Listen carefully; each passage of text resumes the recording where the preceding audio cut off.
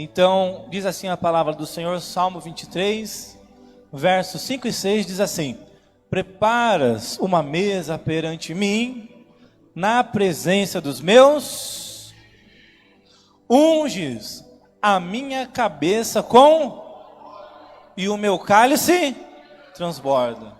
Certamente que a bondade e a me seguirão todos os dias da minha vida, e habitarei na casa do Senhor longos dias.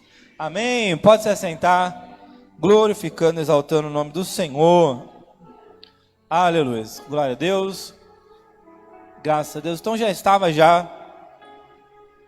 há vários dias orando, clamando, conversando com o Espírito Santo, e perguntei ao Espírito Santo: Senhor, qual é a palavra que o Senhor tem para a tua igreja no dia 18, no domingo da família? E o Espírito Santo me disse para ministrar Salmo 23 e Salmo 22.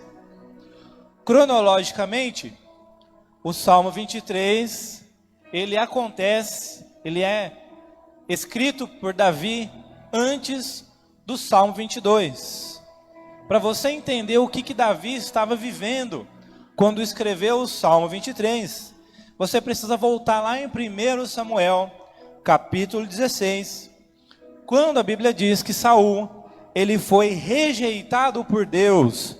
Saul, ele foi escolhido como o primeiro rei. Na verdade, o primeiro rei sempre foi Deus, né? Mas o primeiro rei de carne e osso foi Saul. A Bíblia diz, meu irmão, que Saul, ele era desobediente, ele era rebelde. Saul, ele desobedecia às ordens de Deus. Ele foi escolhido para ser rei, mas ele também queria ser sacerdote. Então, meus irmãos, Saul, a Bíblia declara que Saul foi rejeitado por Deus. A Bíblia diz, no começo do livro de Samuel, que quem honrar a Deus será honrado, mas quem desprezar a Deus também será desprezado por Deus. Então, por causa disso, Deus rejeita Saul. Olha, quer saber? Eu vou escolher outro rei. Então Deus chama o profeta Samuel e fala assim: olha, eu rejeitei Saul, eu já escolhi outro rei, então vá até a casa de Jessé, porque dentre os seus filhos eu me provi de um rei. O interessante é que essa palavra provi, no hebraico é ra'á, e significa visão. Ou seja, Deus, ele estava olhando para a terra e procurando um coração que fosse segundo o seu coração. Então, quando Deus olha para a terra, Deus enxerga ali, no meio do pasto, entre as malhadas, um lugar onde os olhos humanos, se você olhasse, você não iria enxergar valor algum, mas foi ali no meio daquele lugar que Deus enxergou o coração de Davi. Onde é que estão os Davis aqui neste lugar? Então saiba, meu irmão, que Deus, ele já te viu aonde você está. Deus já te enxergou. Se você está aqui nessa manhã, é porque quando Deus olhou para a terra, ele viu um coração que tem um potencial para ser um coração segundo o coração de Deus. Um coração contrito, um coração quebrantado, um coração que tem o desejo de agradar a Deus. Então, meu irmão, tem Davi aqui nessa manhã? Onde é que estão os Davis aqui neste lugar? Então, meu irmão, aprenda isso. Se nós nos seguirmos o exemplo de Saul e começarmos a rejeitar a Deus, desprezar a Deus, desobedecer a Deus, você pode ter a certeza, a plena convicção, meu irmão, que a hora que Deus quiser, Ele nos tira do nosso lugar, Ele nos abate, Ele nos humilha e Ele coloca alguém melhor do que a gente no nosso lugar. A Bíblia diz, meus irmãos, que então Davi, ele é ungido ali no meio dos seus irmãos. Davi, Deus, né? Ele poderia ter escolhido qualquer um ali. Mas como eu já te disse, Davi, quando Deus olha para Davi, ele vê algo diferente. Deus, ele não enxerga como o homem enxerga.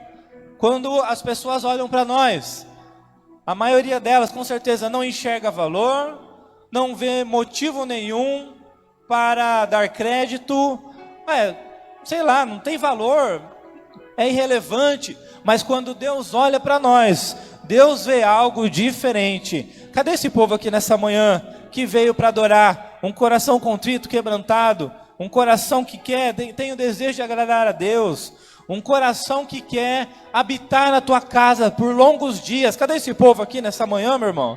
Então foi isso que Deus, ele enxergou quando olhou para Davi, ele viu o coração de Davi.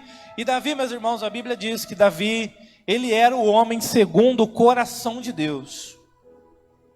Então Davi agora ele é ungido, o óleo é derramado, a unção, preste bem atenção nisso, a unção é poder, a unção confere autoridade. A unção, meu irmão, o óleo derramado na cabeça é apenas um símbolo, uma representação do que está acontecendo no mundo espiritual. Então no mundo espiritual, Davi agora, ele ficou ali cheio do Espírito Santo, cheio do poder, da virtude da unção. Esta unção, ela é poder. Poder para quê? Me pergunte para quê? Poder para fazer a obra de Deus, poder para pregar o evangelho, para curar os enfermos, para expulsar os demônios, para ressuscitar os mortos. Mas não só isso, a unção também é poder para prosperar, para multiplicar, para influenciar, para moldar o nosso caráter, para obter sucesso. A unção, meu irmão, é autoridade no mundo espiritual contra Satanás, a morte e o inferno. A unção é o poder de um exército. A unção despedaça o jugo das trevas. Cadê o povo que tem unção? Cadê a pessoa que está cheia da unção aqui nessa manhã? Mas a unção, ela também é uma profecia. Ou seja, quando Davi é ungido, ele recebe uma unção real. Ou seja, aquela unção significava que se Davi permanecesse fiel a Deus, iria chegar um dia aonde Davi iria se assentar no trono de Israel. Mas antes disso, a unção, ela também, meu irmão, é uma profecia o quê? De que no dia, entre o dia em que Davi foi ungido até o dia em que ele fosse realmente proclamado rei de Israel, iria acontecer muita coisa. Iria ter no caminho demônios, iriam ter guerras, gigantes, inveja, perseguições, deserto, mas também haveriam amigos, provisão, milagres, vitórias e por último sim o trono. Cadê o povo que tem unção? Cadê essa pessoa que tem unção? Então sabe, meu irmão, que a unção ela é uma profecia. A unção significa um dia você vai reinar, um dia você vai governar, mas no meio do caminho vai ter muita coisa. O caminho vai ser muito longo, vai ter muita provação. Mas se você permanecer fiel, no meio desta provação, você vai ser aprovado por Deus. E aí sim vai começar um novo tempo de reinar e governar. Tem alguém que crê, meu irmão, nessa palavra? Então olha só que interessante, quando Davi foi ungido, ele estava em Belém, cuidando das ovelhas do pai e adorando a Deus. Cadê essa pessoa que está em Belém aqui nessa manhã? Belém é a casa do pão. Belém significa a casa do pão. O pão da vida está neste lugar. O pão é a palavra de Deus. Quem está recebendo? Quem está comendo dessa palavra? Quem está se alimentando dessa palavra?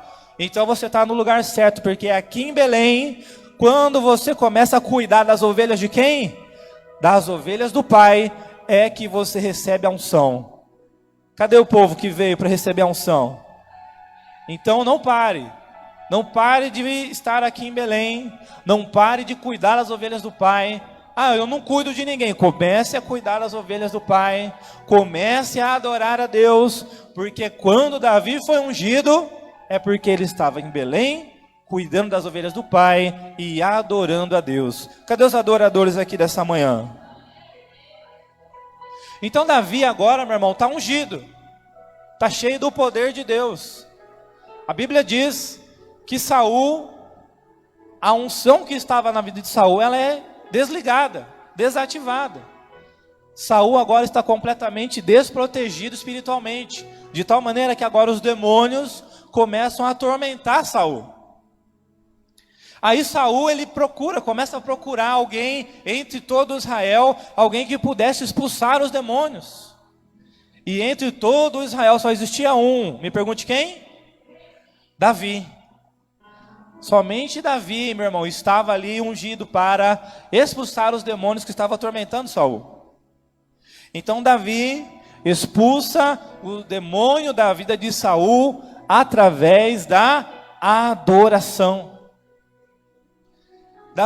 Meu irmão, toda vez que Saul estava perturbado, Saul estava endemoniado, Saul estava querendo matar todo mundo, querendo se matar, querendo... totalmente perturbado. Toda vez, meu irmão, quando Davi chegava, Davi começava a adorar a Deus, Davi começava a tocar a sua harpa, e o poder, essa unção, expulsava o demônio da vida de Saul.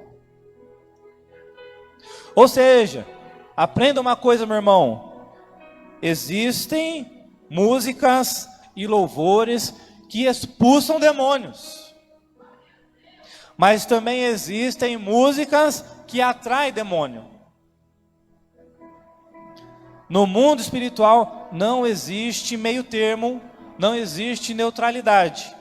Só existem duas fontes. Quando alguém, meu irmão, recebe uma inspiração para escrever uma música, só tem duas fontes. Ou ela veio de Deus ou ela veio do diabo. Ou é divina ou é satânica. Amém, igreja? Então, entenda isso, aprenda isso. A Bíblia diz, a Bíblia deixa claro que Deus habita no meio dos louvores de Israel. E o diabo, como ele tem inveja de Deus, ele também quer habitar no meio das músicas que são feitas para ele.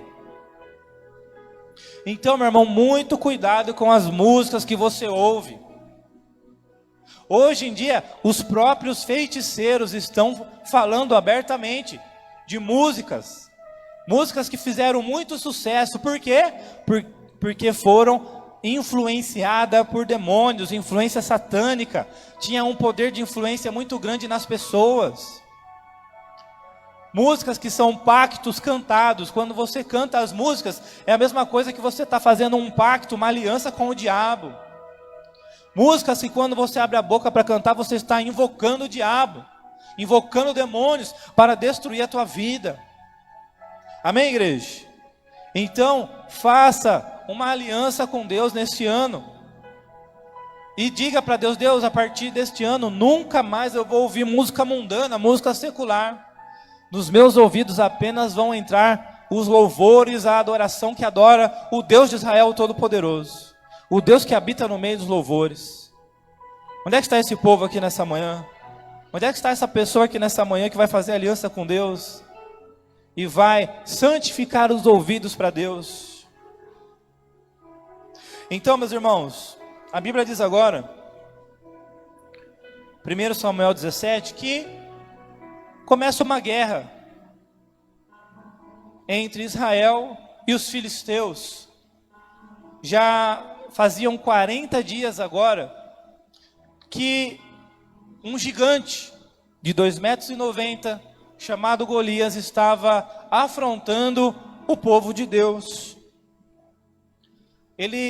O seu equipamento, a sua armadura, as suas armas pesavam quase 100 quilos. Era um cara enorme, um gigante enorme, terrível. Ele afrontava o povo de Deus, ele falava assim, olha, eu quero ver se tem algum homem aí para me enfrentar. Se esse homem me vencer, os filisteus se tornarão seus escravos. Mas se eu vencer este homem, vocês se tornarão nossos escravos. Então ninguém queria enfrentar o gigante, todo mundo com medo. 40 dias de afronta, até que de repente Davi aparece ali no meio. O seu pai Jessé envia Davi para levar alimento para os seus irmãos que faziam parte do exército. Davi começa a ouvir aquela afronta do gigante. E Davi fala assim: mas peraí, por que ninguém vai enfrentar o gigante? Vocês têm medo? Por que vocês são covardes? O que está acontecendo? Vocês não têm a unção de Deus? E realmente ninguém tinha, somente Davi tinha a unção de Deus. Somente Davi estava cheio do poder de Deus. Então Davi bate no peito e fala assim: quer saber? Deixa comigo. Deixa que eu vou acabar com esse gigante. Eu já matei urso, já matei leão mesmo. Para mim esse gigante vai ser a mesma coisa. Deixa comigo.